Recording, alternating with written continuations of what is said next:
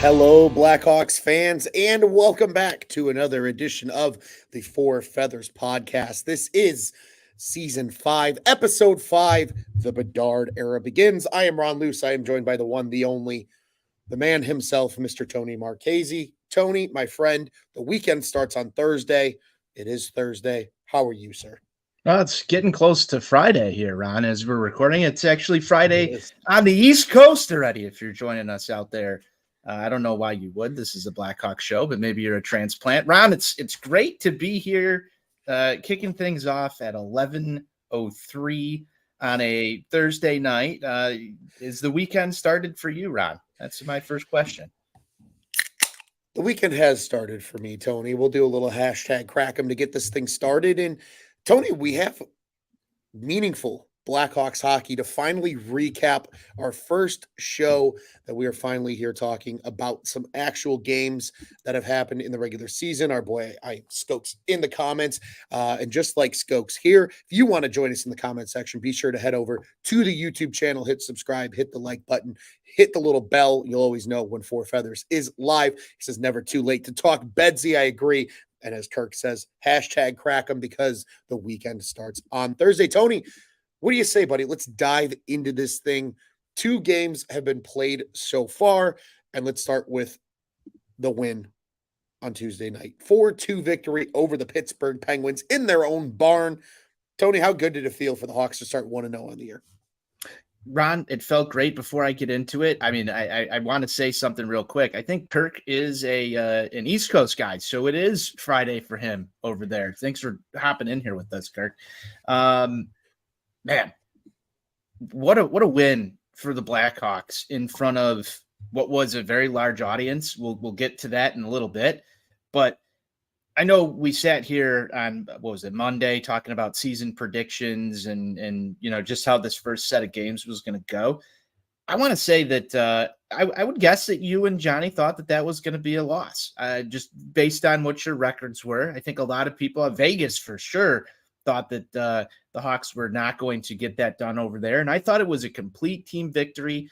You saw great goaltending from Peter Mrazek. I'm eating a lot of words that I said about him playing goaltender for the Chicago Blackhawks at this moment. He's the only undefeated goalie on the team.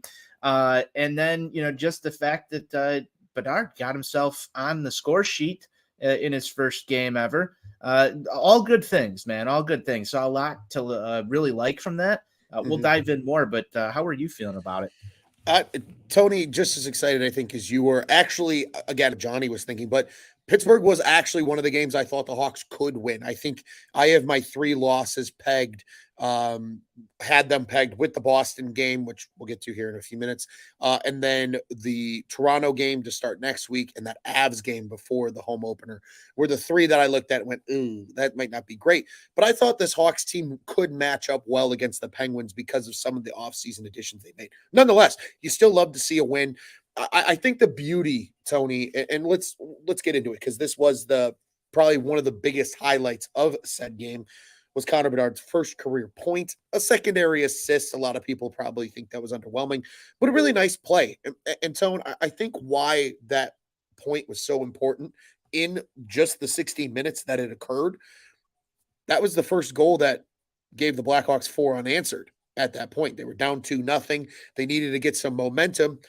Bedard coming up the wall toward the blue line, sees a oncoming Alex Vlasic, just dumps it off to him, a little nifty play, as you wrote up over at ontapsportsnet.com.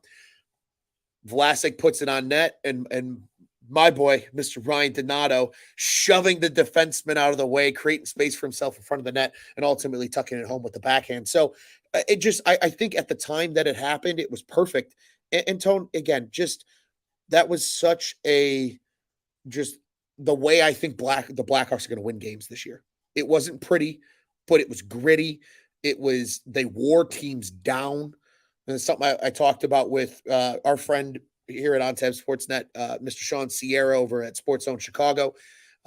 Just this team is going to grind away at people. That's exactly what they did with that win. And ultimately, Bedard's point got that started.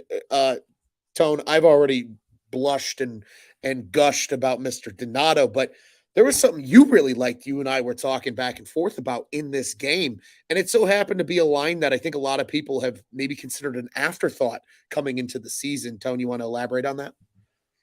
Yeah, I don't know if we're calling this the third line, the fourth line. I'm calling it the third line. I saw some varying tweets that were out there from Blackhawks beat reporters, just before the game, whether or not they were considered the fourth line or the third line. But that is, I'm actually going to probably label this the vet line right now. Ron, you've got Corey Perry, you've got Nick Foligno, and you've got Dickinson on this line, and they looked fantastic through, I would think, both games. We'll talk a little bit about yesterday's game in a minute here, but they did everything that I thought they were going to do when we talked about them on Monday, and that was agitate people. Corey Perry looked like he was going to run through a wall to get a goal there when the Blackhawks were making their comeback on Tuesday night. I liked to see the fire. He, defended a couple of teammates at points in time that you want to see. And then, Foligno, man, there just looks like a leader out there, just an absolute veteran leader. And man, every time they were on the ice, I felt like outside of the Bedard line, they really jumped off the television screen to me as just a line that was controlling the play. They were doing the right things. They were in the right spots, as veterans should be. And so that was enjoyable hockey for me to watch. I don't know if you noticed similar from them, Ron. I agree, Tone. It felt like every time that they stepped out on the ice, you felt their presence, right? I think especially in that first game, a lot of these youngsters were kind of getting acclimated to the NHL, right? This is such a young roster, top to bottom. There's so many guys playing with new faces this year. I think everybody kind of eased into the game a little bit, even though Bedard obviously was all over the place and things of that nature. But from a full three-man unit as a forward line, I agree with you, Tone. I think every time they stepped down on the ice, they made a difference. And to your point, right, they're in the right places. They're bringing the energy. I think because of that veteran nature of the line, that is going to be a line that they can look at throughout the course of the year when they need kind of that momentum shift and say, hey, go out there and just try and make shit happen. Whether it's a big hit, whether it's a big goal, whether it's just a good, smart play in general. That's the line that I think a lot of people are going to peg. And I think Luke Richardson is going to peg throughout the season to get it done because you get a little bit of everything with that line, right? Like you said, Perry, big body, obviously still has a scoring touch. He's put up pretty respectable seasons in limited minutes over the last couple of years. Had a couple of really nice chances in that Pittsburgh game. Probably should have had maybe 2 goals even in that game, given his chances. Foligno, same thing, knows where to go. He can be a little bit of a playmaker, has that gritty edge. And then it feels like Dickinson is the perfect guy to be the center of that line because what he brings, he can win draws. He has kind of that PK mentality and things like that. And just as Kirk says here, scoring off the rebound is cool and tough. And in Dickinson's case, wasn't a rebound, but it went off of Crosby's stick and right to him. And he made a beautiful play. So I agree with you, Tone. I think that is going to be not only the vet line this year, but perhaps the energy line in a lot of games for these young Chicago Blackhawks. Yeah, they really were out there, sort of stealing some momentum, I would say, for the Chicago Blackhawks on Tuesday night. And Ron, I would be remiss if I didn't bring this up. There's been a longstanding tradition here between you and I. Yes. And, I felt going into this third period, if you're a new listener to Four Feathers podcast here, Ron and I started doing a little something last year to maybe try and swing the momentum, and that is placing the live money line bet as the Blackhawks enter the third period. Even if you're up, down, if you're up, it's a great way to just secure the night going to the third period, hoping for, just taking a little cash out of the night and a Blackhawks victory with your victory beers. Or if the Blackhawks are trailing, there's probably some juice on this, right? Just a couple numbers there with some zeros behind it. And Ron, I took the first live Blackhawks third period money line bet, and we came up victorious on this. So I don't know if you joined in on this. I know you were out doing some stuff over at Zav's that night, but were you also part of the live money line for the Blackhawks on Tuesday? I want to I know was if we had that good juju going. I was tragically not. I saw your text when it Oh, was too late. I finally was able to get a chance to look at it, and the period had already started, and the Hawks had already, I think, scored the first goal. And I was just like, oh, son of a bitch. I knew this was gonna happen. And you said I think it was what, plus 400 odds, maybe. I mean, yeah. it was a juicy one. And Tone, I'm gonna correct you really quick on this. This tradition that you and I have started dates back to that COVID shortened season all Oh, the way at boy. the beginning of 2021, because I remember multiple times when you and I would be hitting that bet late in some of those Blackhawks games when nobody's in the stadium. You got to create some juice for ourselves, the fans watching at home. But I think that's kind of where it all started. So no, but good for you, sir. Again, a big round of applause. That's a nice dub. To get the season kicked off. I wasn't able to partake on Wednesday night either, unfortunately, but on Saturday night, you better believe we'll be on the train, and we'll get back to our traditional ways.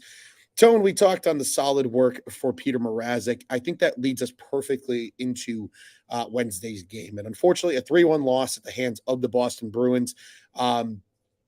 I want to stay on the goalies really quick. I think Soderblom was really good. I know he took the loss, obviously, but at times in that game, it felt like just a free-for-all for the Bruins to shoot on the Blackhawks net. He responded, I think, incredibly well. I think that is a good sign going into the rest of the season for a guy like Soderblom. Tony, you're the goalie guy. Let's talk about that first before we get to the real headline of this game. Yeah, absolutely. And I'll throw in a little betting talk here as we were just on that topic. Speaking of goaltenders and bets, I just want everybody to know before we recorded on Monday night, we were on a meeting. It wasn't even recording on Monday night. We were on an OnTap Sportsnet official business meeting. Sure. And before we had gotten things kicked off underway, I was talking to both of my Four Feathers co-hosts about some betting lines, and I thought, let's just toss the over/under saves for Peter Mrazek out there, and I think it was set at 31.5. I believe he shattered that pretty well and good by the midway through the third period. That thing was over. The over had cashed. I backed off that bet because I was a little scared at what you guys were saying. I thought it could go either way. You maybe have sort of got me to think about maybe taking the under, or maybe Johnny did. I'm not sure, but when I looked at the same line for Soderblom going into the second game, I was like, I'm not touching this with a 10-foot pole. I think it was somewhere near like 43, 44, just because they expected Boston to come out there and batter him with shots, and they did. He, in my opinion, held it together and gave the Blackhawks a chance to win this game.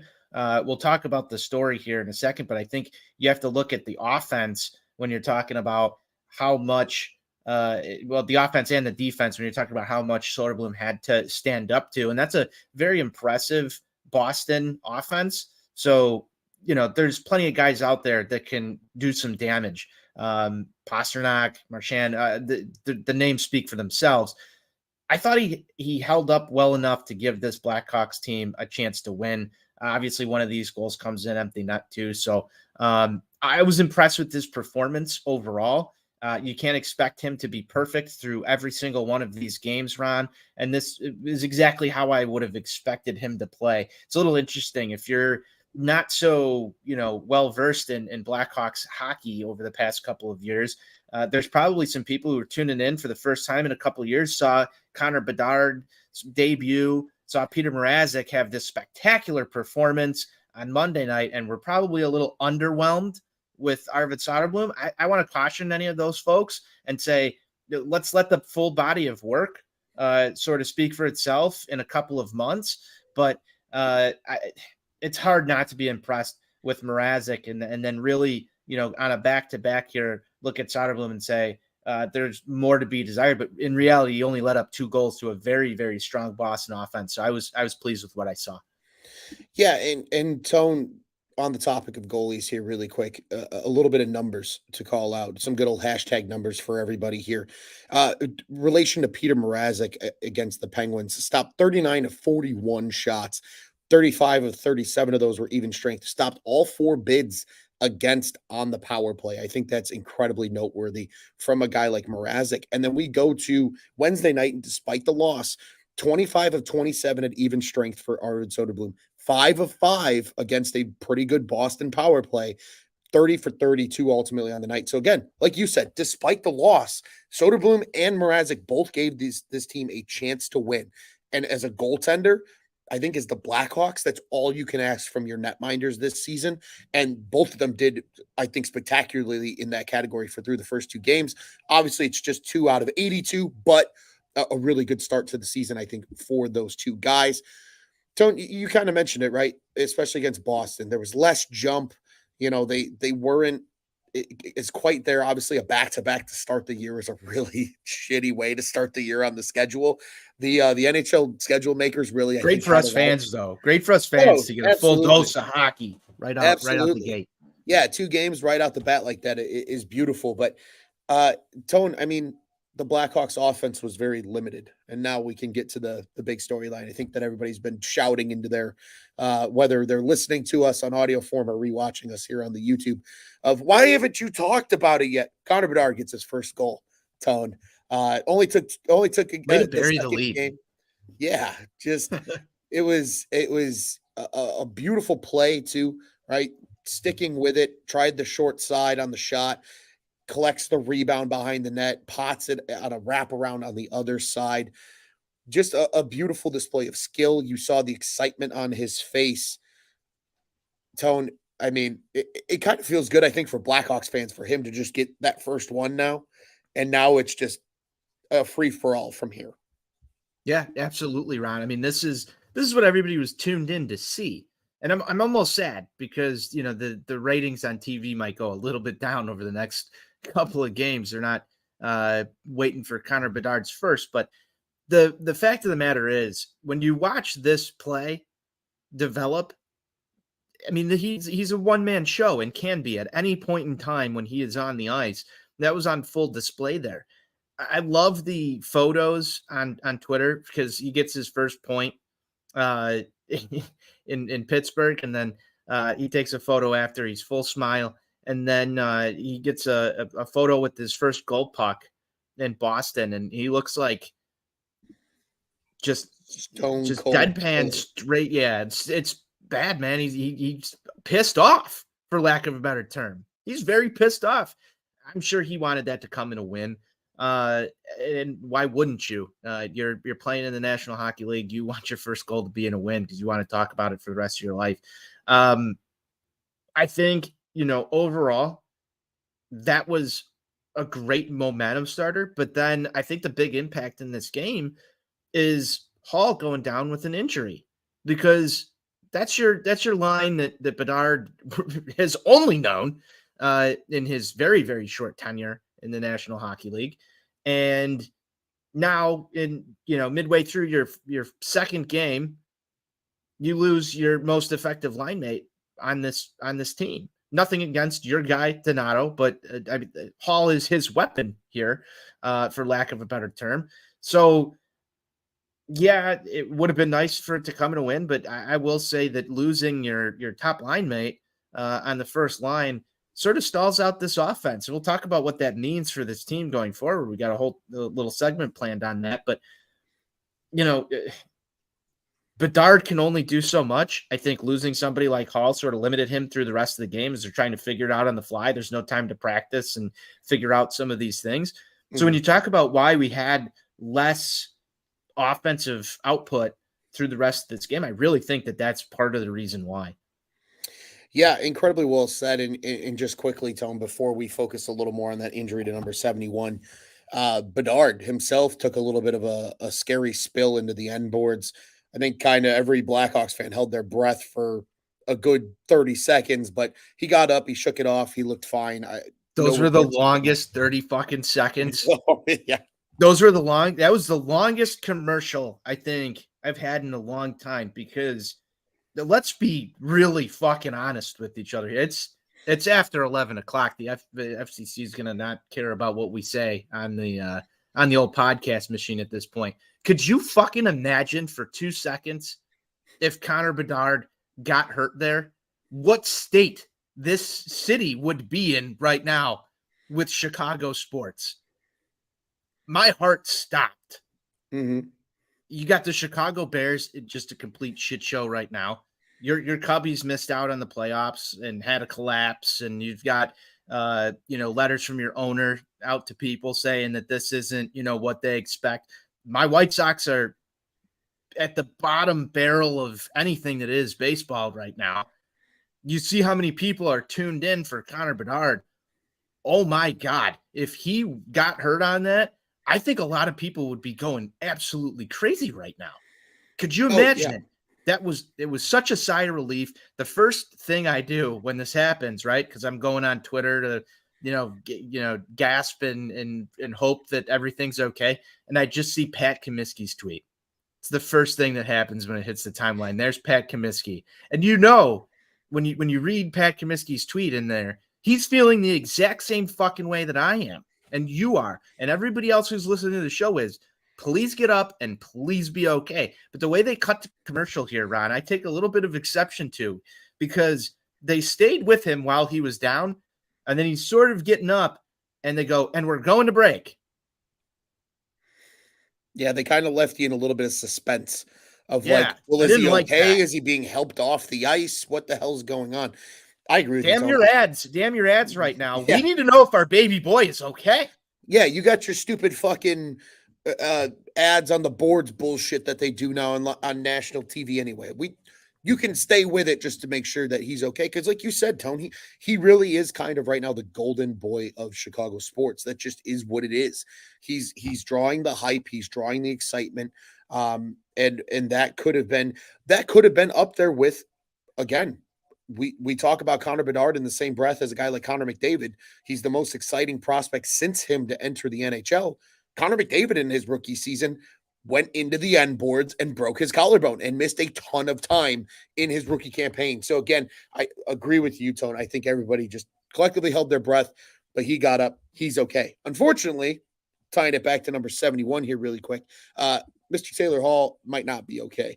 In case people didn't know, Hall got injured, came back for a shift, just wasn't himself, ultimately was ruled out of the game. He is considered week to week by HCCLR. For those that aren't familiar, that is head coach Chad Luke Richardson. It is a shoulder. It's the same one he actually had surgery on back in 2012. So there, and week to week is never great. Day to day is one thing. Week to week is a little bit nerve-wracking. Tone, I mean, it really is right now just kind of one of those things where, like you said, I think you put it perfectly. Hall was kind of expected, especially early in the season, to be Bedard's wingman in a lot of ways in terms of the offensive scoring. He's his weapon. He's his countermate on that first power play on those circles. He's that guy that we all probably were sitting here under our breath. And I know we as a Four Feathers crew haven't given out season thoughts and predictions in terms of stats and shit like that necessarily, but probably all of us could have penciled Taylor Hall in to be the second leading goal scorer on this team out the gate, right? So easily to see him go down is certainly concerning. And Tone, before we get into the idea of who in the meantime replaces Taylor Hall, do you think this injury is worse than week-to-week basis? I think when you're talking week to, I was just happy that we didn't get the day-to-day label, I guess, or like the we'll see, like the sort of the half-cooked. When I hear week-to-week, and maybe I'm just conditioned a little bit because I'm coming off of White Sox coverage, and I heard day-to-day, day-to-day, day-to-day, and day-to-day meant week-to-week. Then maybe I trust the Blackhawks organization a little more when they say this will be week to week. And I can sit there and say in my head, all right, this might be a month at least, right? Mm-hmm. Because there's going to need to be a little bit of rehab time. And if he comes back sooner than that, awesome. But I'm prepared now to know that this could extend past a month in reality. And if we get past 2 months, now we've got big problems. So at least from a fan expectation point, I'm not sitting here thinking he's going to be back next week by any stretch of the imagination. You get what I'm saying? Yes, absolutely. No, I 100% do. Again, like you mentioned, it's refreshing hearing, okay, Yes, it's an injury that they're going to be very careful with. They're not going to rush him back. He's got to heal. And hearing week to week, like you said, right? Like I hear week to week and I don't go, oh, he's back before the month of October is over. I hear week to week and I hear November earliest Yep. is what I'm thinking. And Tone, admittedly, I have the schedule up in front of me right now. 3 games next week. Obviously, the home opener finishes that out. Still have the Montreal game this coming Saturday. 2 the following week. That Arizona game on the 30th, right before the end of the month. I mean, realistically, Tony, we're probably looking at I'm eyeballing the 16th of November right now. That's a home game against the Tampa Bay Lightning. To me, that's probably right when we see Taylor Hall, assuming week to week truly remains week to week, if that makes sense. Yeah, I would say so. You know, and it could be worse. Let's be honest with It really ourselves for a could. second here. It could be worse. And that was the one guy outside of Connor Bedard, really, that you didn't want to see get injured, because I think he has the most impact Mhm. on Connor Bedard out of anybody else. We talked a little bit about who might slot up if Donato isn't cutting it on the first line, and blah, blah, blah. And here we are. And now you're missing Hall. So there's some problems here. There's some big problems here. And if it extends past that week to week thing and does become month to month, it'll be interesting to see what the Blackhawks do with this. Hopefully this doesn't turn into an LTIR situation. This is not good by any stretch of the imagination. Agreed. Not great, Bob, is certainly the case here. Tone, let's dive into a little bit of our segment that we have been kind of foreshadowing here, and that is who's with Bedard. Because of the Taylor Hall injury, somebody's got to step up and play that top line with Mr. Ryan Donato and number 98. Tony, I've got a list of 3 players. You've got a little bit of rebuttal / agreements with me. So I'm just going to read off the 3 names quickly. I've got a surprise one for you too. Oh, That I yeah. kept Oh, off the, yeah. I'm here for it. I'm here for it. But my 3 names initially right out the gate. I know there's been some whispers and rumors about it already, kind of within the Blackhawks Zeet space. But that is Lucas Reichel potentially getting a look on that top line. Andreas Athanasiou, I think because of his speed, playing with Bedard could be really fun to see, and he would probably play the right wing more so, I think, than the left wing. But I think he's pretty versatile and interchangeable in that sense. And then a guy that I think we really like here at Four Feathers. He is now the silhouette of our just fucking crank it meme. And that is one Taylor Radish. I think would look really nice getting, again, being that big body, can go into the corners, help a guy like Bedard. And, I know Donato's kind of that guy too, but you get 2 kind of skilled but also gritty wingers with a guy like Bedard that really could open him up maybe in the middle of the ice to get more scoring chances. And again, just I think make our lives as Blackhawks fans more fun because Connor Bedard's lighting the lamp on a regular basis. So those were the 3 names I had, Tone. Want to hear your thoughts on each of them. I know you've got some thoughts, and I'm excited for this surprise name. So hit me with it. Sounds good, Ron. We'll go through sort of the rebuttals here first, and sort of my agreements. The first player is that you brought up, Lucas Reichel. No Reichel for me, and here's why. I just want them to spread the love out just a little bit. We've had Blackhawks lines in the past. You talk about like the nuclear option, and I think it's okay to put that together. Reichel needs to develop as a scorer for me, for him to sort of be, reaching his ceiling as a Blackhawks prospect. I want him to be on his own line and not overshadowed by Connor Bedard in a sense. Okay. Like they separated Patrick Kane and Jonathan Taves back in the day, to sort of get them established in their own rights. This is still a very important season for me, just watching the development of Lucas Reichel, because I mean, last year you had your cups of coffee, but I mean, he's got to establish himself as an NHL forward here. And I want him on his own line, focused on, leading his line, so to speak. So no Reichel for me. I understand why they do it. I just don't want to see that be permanent.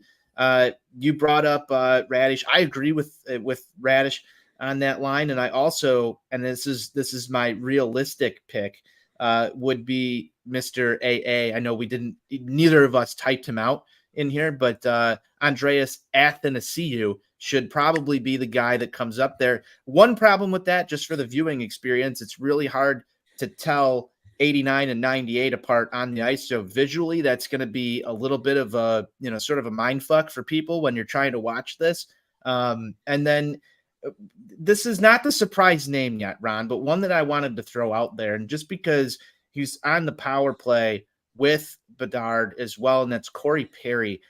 My only problem with this is I don't want them to break up that vet line, that third line that is so effective. But I can see if you need somebody up there, maybe it's Corey Perry. But I got something cooking, Ron, in the kitchen, and it is very, very spicy. Do you like spicy food, Ron? I love spicy food. Do you like meatballs?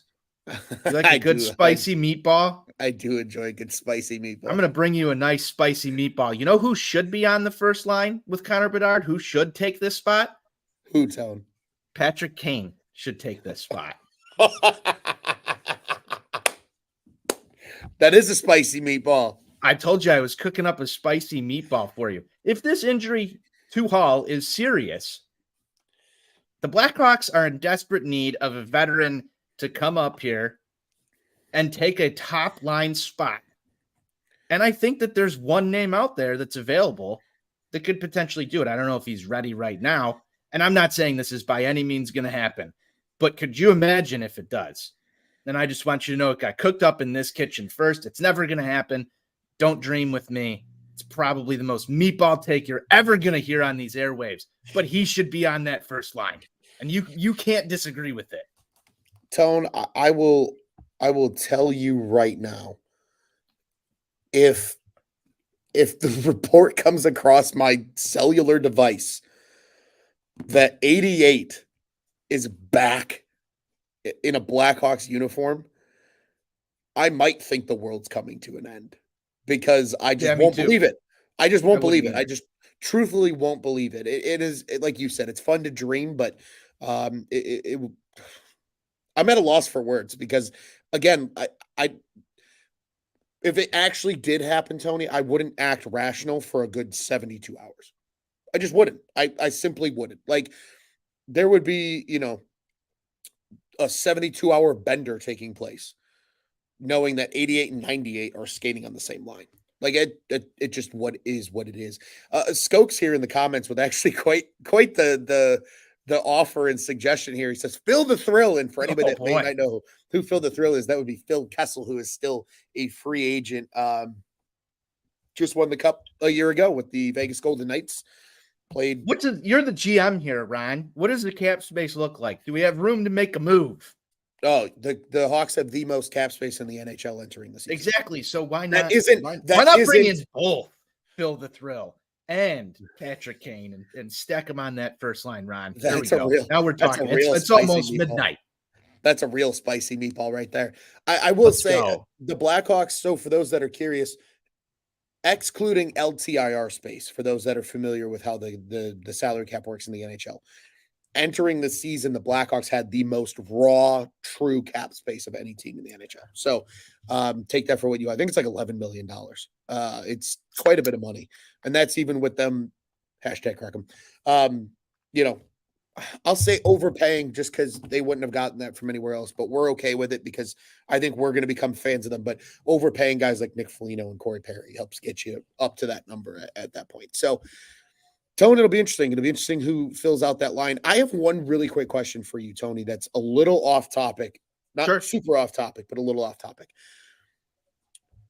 Right now, obviously, we've seen through 2 games, Lukas Reichel is your number 2 center. Do you think that Lukas Reichel is still playing center by the halfway point of the NHL season? Or do you think, like they did last season with him, when him, Athanasiou, and Kurashev had a lot of success on that line, move him back to the wing and let a guy like Philip Kurashev, once he's healthy, ultimately take over the center duties? I think that's interesting, in terms of the question here, because you want Reichel to know how to take a face-off, regardless if he's going to be in the center role, long term or not, he's still probably going to take his fair share. I think more or less Reichel's going to be more effective as a winger. That's just my prediction. I don't know if you make that move this year or if you don't want to take the center playing ability out of the equation too early for a guy that has the potential to do so. It's like moving a starting pitcher to the bullpen and saying, you're sort of relegated here. In my opinion, it's a bad metaphor, but in sports, I sort of think of that as being, all right, you're not going to be effective as a center. You mean like what the White Sox did to Garrett Crochet? Correct. Okay. It's the same. Just stop monkeying around with shit. That was a dig, and yes, you're exactly hitting home with something like the Garrett Crochet thing. It wasn't fully a dig; it was only partially a dig. But yes, it's easy to dig at the Chicago White Sox. But yes, that's a great way to look at it, right? You draft this kid. Example, yes, it's a fair example. You draft this kid, you want him to develop, and up until this point, Ron, let's be frank, they have been very patient in their development of Lucas Reichel. This isn't just been snap judgment. He's paid his dues. This is, and again, the same reason why I said don't move him up on the Bedard line, because you need him to lead his line. I sort of want him to have that responsibility and prove why he can't be a center, because that affects what you're going to go look for as this team, comes out of this and starts to aim to compete. Do you have a number 2 center? Do you have a second line wing? What do you have in him? So I think he's one of the more important pieces of development this year at the NHL level. Outside of Connor Bedard, he's probably number 2. I'd say Korchinski is probably the number 3 guy you're looking at, and he might not even be here all year. I wouldn't move him off, but if they do, I think that there's a lot to dissect from that and what it means for the future. Incredibly well put. I wanted to hear your thoughts, and you satisfied the answer that I was looking for. So appreciate your analysis. What do you have to say about this? Because you look like I agree. I know. I really like where your head's at. I think that's the right way to look at it, because, like you said, I think the Blackhawks front office, to your point, has been incredibly patient with prospects. Nobody's being rushed, which thank God, because we saw that countless times with the old regime and guys being rushed to the NHL. And I mean, just look at the list. Henry Yokiharu rushed. Yeah, just let's go through the full list. Yeah, you want to? We got time. It's almost Friday. Fuck it. Why not? Right? You know what I mean? You got Ian Mitchell, who got rushed. You got Henry Yokiharu, who got rushed. And Yokiharu has been good in Buffalo, so I'm not saying like it was a total waste. But Adam Boqvist is a healthy scratch now in Columbus. That's the name I wanted to hear. And Kirby Dach is not even here anymore, and arguably was derailed in his development because he was rushed to the NHL. So I applaud GMKD and this current front office for how they've handled the prospects. I'm right there with you. I agree with you. I think it is truly to me, this season is finding out if Lucas Reichel is a center long term. Like, that's what this year is to me, because if he is your center long term, then you're starting to look at some of these guys that are coming along the pipes here in Oliver Moore, in Frank Nazar, as more probably wingers than centers, unless one of them is going to be a third line center, which, if that's the case, that's the stupidest top 9 that I've ever seen in my entire life. And Ron, I want to stop you there for just a second and add this in. What you just brought up, that affects the development that they're going to see in college. That affects the development they're going to see in juniors or in the AHL, wherever they're at. You start to build down. So there's conversations that the Hawks front office has with these other coaches, and here's what we need from you, and development plans and all that other shit. So I think you don't really think about it on surface level when you're watching the Hawks trying to go out and get a win and just do their thing on any given night. But you're correct, that does affect downstream what they're trying to build.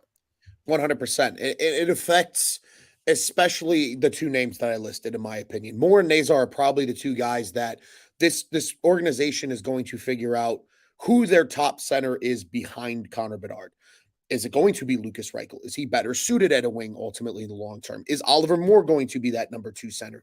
Is Oliver Moore maybe better off as an elite third center, but is probably a number 2 on just about every other team in the league? To your point, it one domino really starts to fuck up a lot of the other dominoes in the equation here. And I think that's why I'm in agreement with you. They have to at least give this season to Lucas Reichel to play center. And if they ultimately say, you know what, kid, you're going to be a great pro and we're not worried about that, we just think you're going to be better off as a winger, then I think at that point they can make the move. But I agree with you. I think they got to give him every opportunity to at least try and be an everyday NHL center. Tony, that was great analysis. Speaking of some analysis and news, just quickly here, want to check in with your thoughts on the young defenseman through the first 2 games. Wyatt Kaiser has had a little bit of a rough go at it. I think Kevin Korchinski has had some of his 19-year-old rookie moments as well. But want to get your thoughts on the 3 young D that we've seen so far to start this year and how you think they performed through 2 games. You know what, actually, Ron, for what has been a win, a loss, a very small sample size of Blackhawks hockey so far, I'm more impressed than I thought I would be with the defense overall, but also the young rookies here, Ron.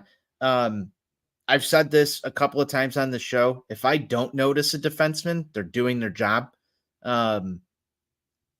Because normally you notice a defenseman when they get, into a bit of trouble blowing assignment, miss something, and it results in the other team scoring. These have not been high-scoring games against 2 pretty good offenses. Yes, there's been a couple of these miscues covered up, mainly by Peter Mrazek. I think there was just a couple more high-danger chances on some missed assignments in game 1. But overall, I think you saw Korchinski out there in a couple of spots where you wouldn't expect to have seen him over the past 2 days. And he handled them pretty well. Wyatt Kaiser, I know that you said that he's been in some trouble, but overall, he's another guy that I really haven't noticed too much, like too much out there looking in over his head. Overall, though, I mean, man, you've given up 5 goals. I think one of them has been on the empty net. So we bring that down to 4 in 2 games. I'd say that's pretty good for your defense here right now, Ron. I don't know about you.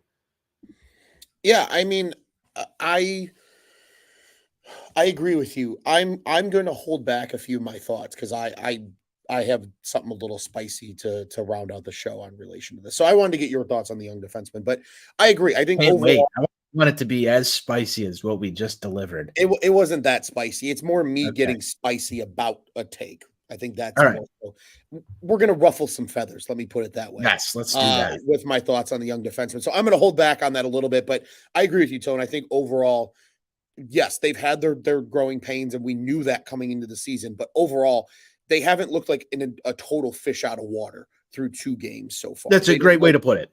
They don't look egregiously overwhelmed. Sure, they're overwhelmed. They're young defensemen, but they don't look egregiously overwhelmed. They don't look like fish out of water. So that's my early thoughts here. And then a piece of news, Tone, before we start to look at the schedule coming up and talk about ruffling some feathers. Bedard jersey sales, number 1 in the NHL since he was drafted. Are you surprised? Absolutely not. Everyone out there is hard for Bedard at this point. I mean, you see Bedard jerseys when you're out now and the Hawks aren't even playing. It's beautiful to see. And this isn't just Chicago that's bringing in these sales. I'm sure it's a majority of it, but everybody wants to get in on the party that is Connor Bedard. And I'm not surprised at all.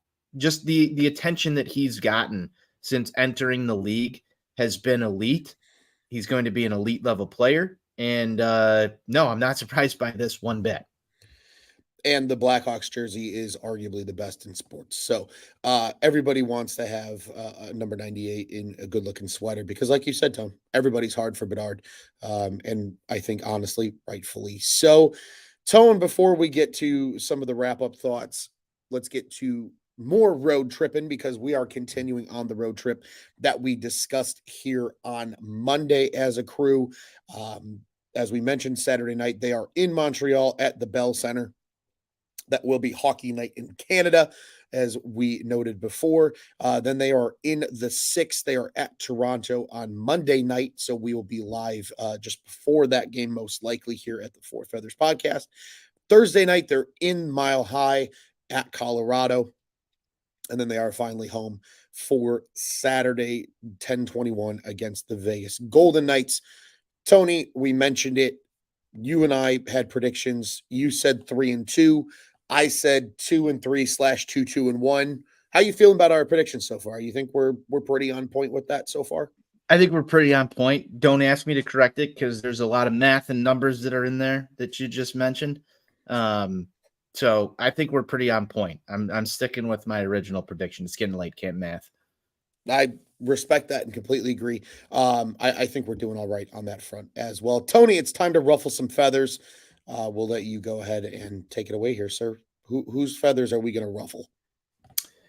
The ruffling of the feathers is a tradition that we do here on Four Feathers Podcast, established just this year. And we're going to ruffle some feathers right now, Ron. And the feathers that I want to ruffle are those that say that no one cares about the Chicago Blackhawks. That crowd right now is in absolute shambles. There's been some takes and some tweets that were set online at certain points by certain people that said nobody cares about hockey and nobody cares about the Chicago Blackhawks. That, in fact, is false. The last 2 games the Chicago Blackhawks have played in have broke regular season records for not only ESPN, but also TNT on consecutive nights.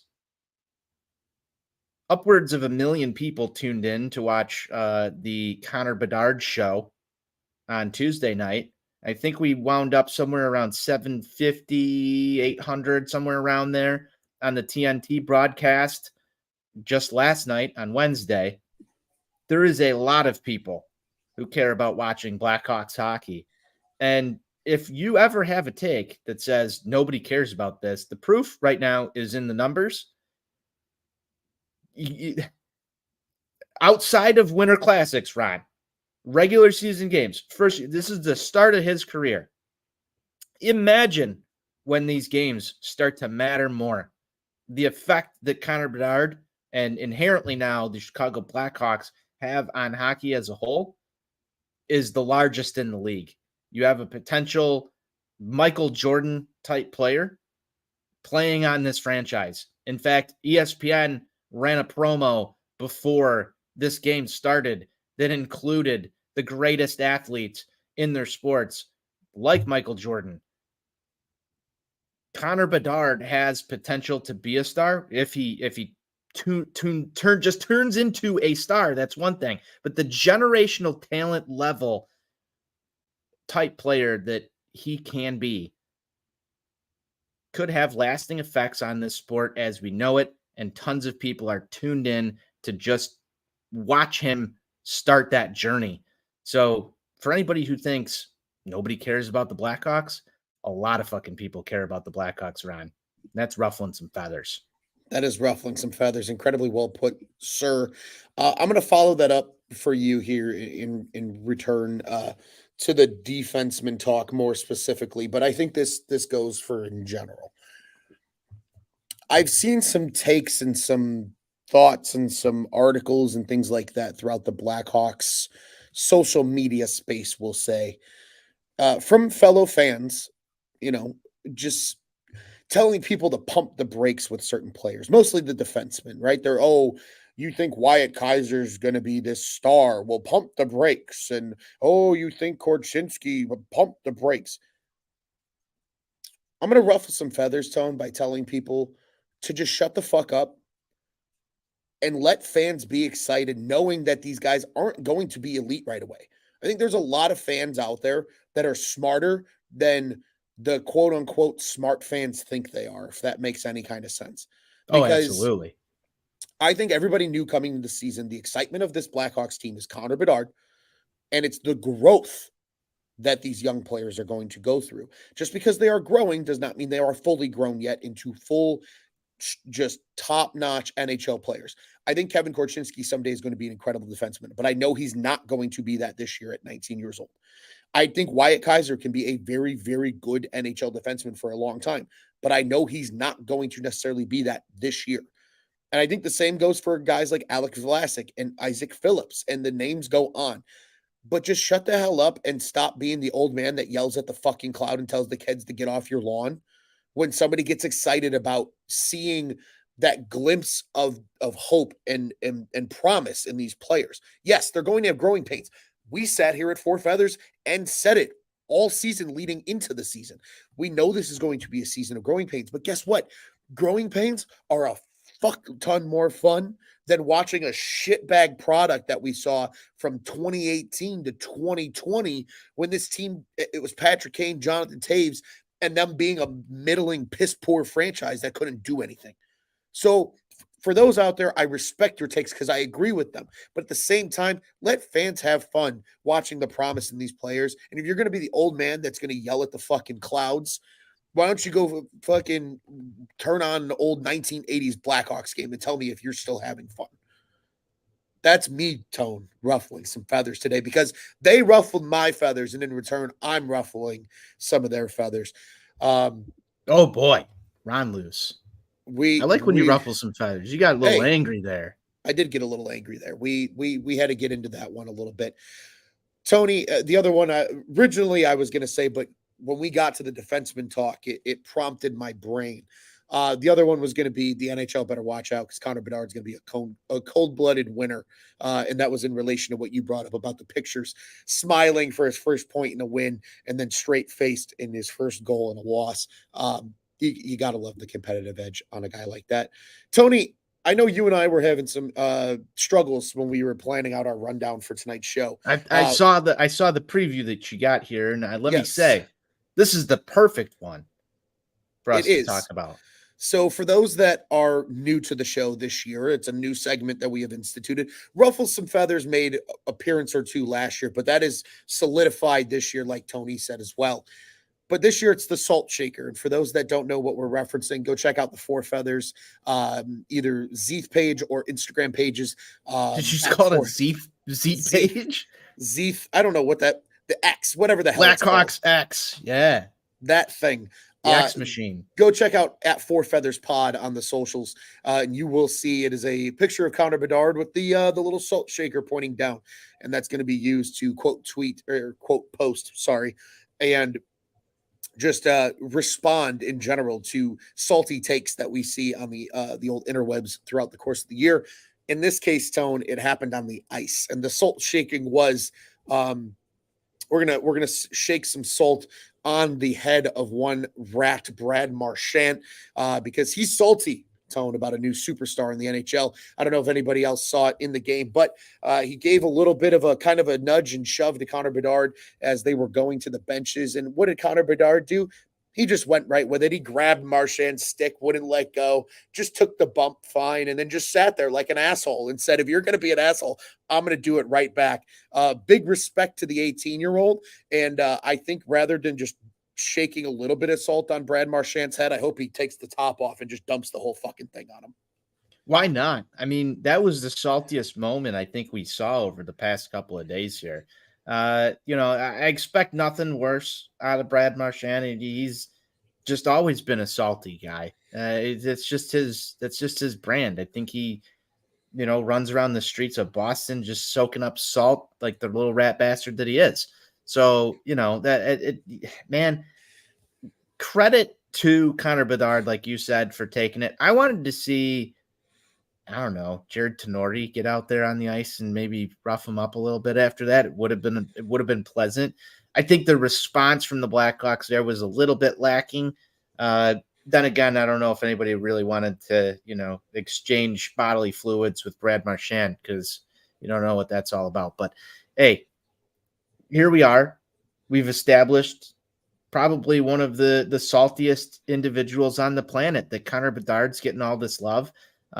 He's obviously probably salty about the jersey sales numbers that we just brought up, probably obviously just a little bit salty about the promos that run on ESPN comparing Connor Bedard to Michael Jordan and the likes of the greatest athletes of all time before he's even, played an NHL game. It's probably a little salty that, he is not the cream of the crop NHL's little darling boy. So who knows? I don't know why Brad Marchand was so salty there, trying to welcome the kid into the league. Lay a hit on him. Don't try and, grab him while he's going to the bench. And, it was just a lame play.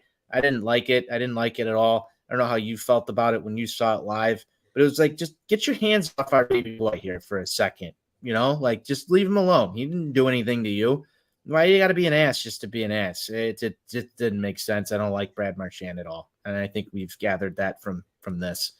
Yeah, and friend of the program here, and one of my good buddies, he says, "Hello, Ronald," and also hello to you too, Tony. But he says, "Saw it during the game. Mad respect to to Bedard," and he says, "Brad Marchand is just dirty." Yeah, I agree. I think you put it perfectly, Tone. That's the type of shit Brad Marchand does, right? That's just the type of player he is. That's where he's earned that reputation as a bit of a dirty player. Skoke says would have jumped in. Yeah, exactly. You know what? I'll tell you, but I will say, I think the reason he didn't want to go lay a hit on Connor Bedard is because he's seen the highlights of Connor Bedard throwing the body around. Connor Bedard's not afraid to play with contact. I think that's one thing a lot of people have taken a big maybe misunderstanding to, not so much within the Blackhawks realm, but kind of the casual hockey fan. They're like, oh, Bedard's what, 5'10", 5'11", maybe on a good day. He's kind of tiny. Yeah, he's got tree trunks for legs, and he's stronger and faster and younger than everybody else out there. And on top of that, Tone, if you look back to the CHL All-Star Prospects game, he was throwing the body around and hitting guys that were much bigger than him. So Connor Bedard is not afraid of anybody. And I think his response to Marchand's dirtiness was exactly that. He just kind of went with it and went limp. And then he sat there and just grabbed Marchand's stick and waited. And Marchand had to rip it out of his body just to get onto the bench. Like he was like, fine, if you're going to play dirty games, I'm going to play them right back and tell you to go fuck yourself when I go pot a goal and make you cry about it. So the salt shaker goes to Brad Marchand, but Connor got to do the salt shaking this time. It wasn't anybody else having to jump in and do it for him. Tony, cool and tough, Ron. Cool and tough. Very cool and tough, and things we love to see from the Blackhawks, Golden Boy, as you noted earlier.